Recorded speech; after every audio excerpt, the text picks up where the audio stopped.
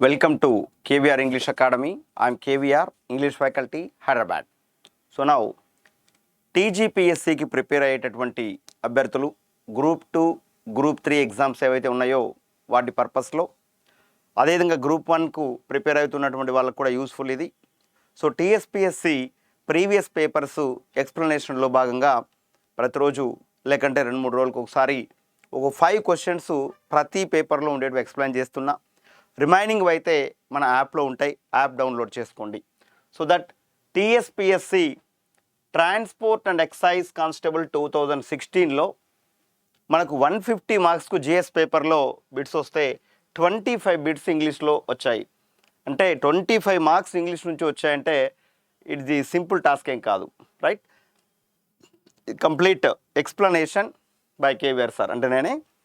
So KVR English academy, for any details you can contact on 9030353247. I repeat, 9030353247.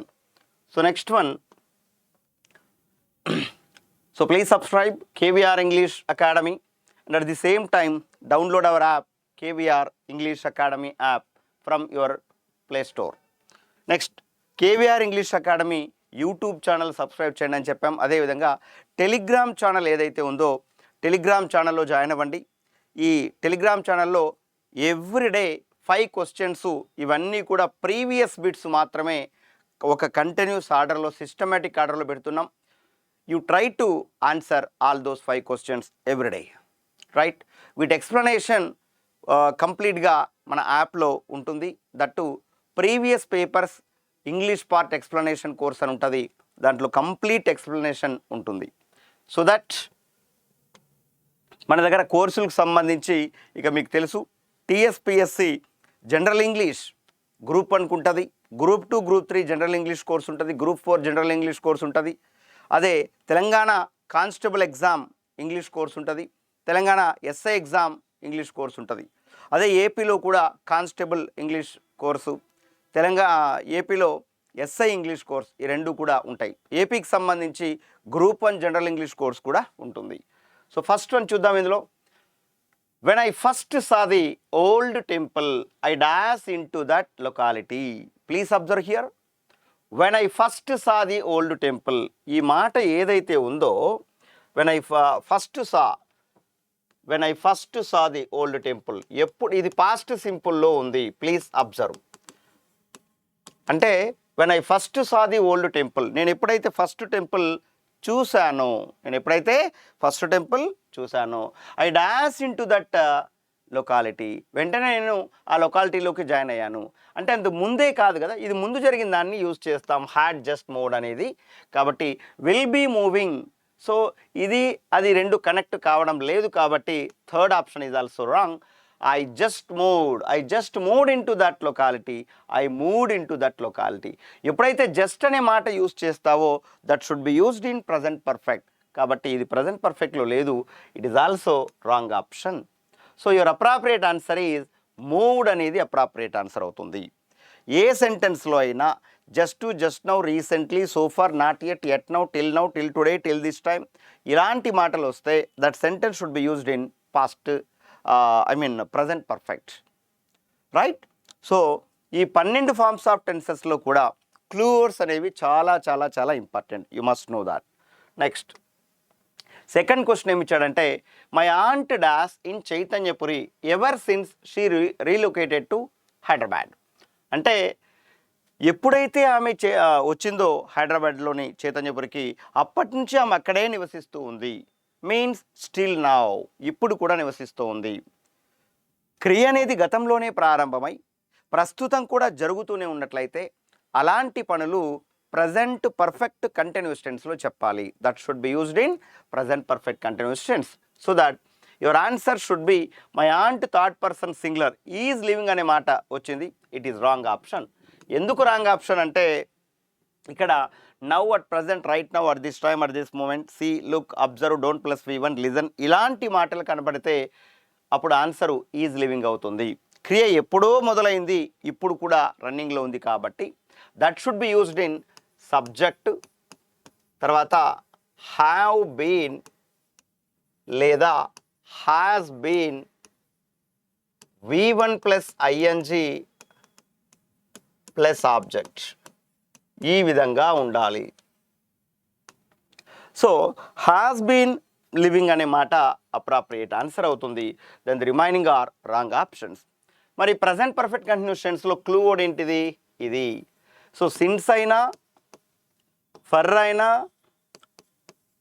How long అయినా, since then అయినా, ever since అన్నా, ఇలాంటి మాటలు present perfect continuous టెన్స్కి right present perfect continuous టెన్స్ను తెలియజేస్తాయి. Clear? Next, could you dash out the tea please? Could you pour out అంటే POUR pour అంటే పోయుట అని అర్థం.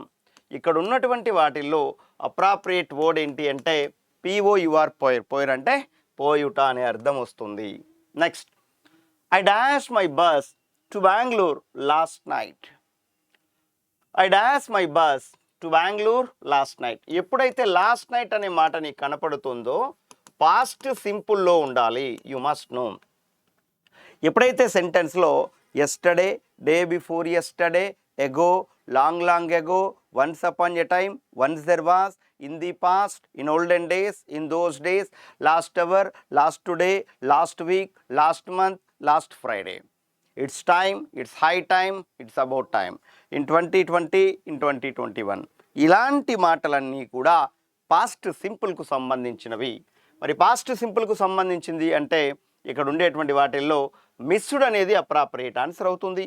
So subject plus V2. So past simple యొక్క స్ట్రక్చర్ ఏంటంటే subject plus V2 plus object అవుతుంది. Subject plus V2 plus object అవుతుంది. So that second option is appropriate answer. Next, ఇక్కడ the adverb form of brave అనేసి అన్నాడు.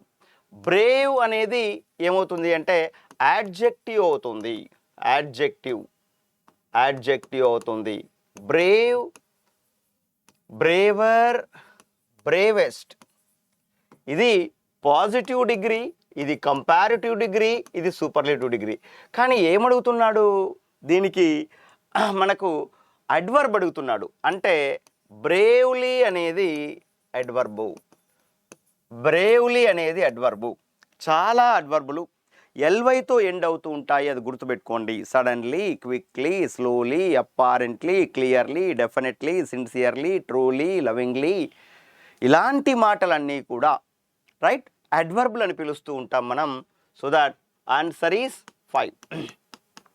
So that మీకు TSPSCలో అదేవిధంగా మనకు జనరల్ ఇంగ్లీష్కు సంబంధించి మీకు అవుట్ ఆఫ్ మార్కులు రావాలంటే దాదాపు నా ఎక్స్పెక్టేషన్ ప్రకారం లాస్ట్ టైం 20 ఇచ్చారు, ఈసారి 20 ఇవ్వచ్చు, 25 కూడా ఇవ్వచ్చు, చెప్పలేం. So those who are preparing seriously and sincerely for TSPSC group 2, TGPSC group 2, ఇంగ్లీషే నా వీక్నెస్ అనేసి అనుకుంటే right you must follow this channel. You can intimate your friends also.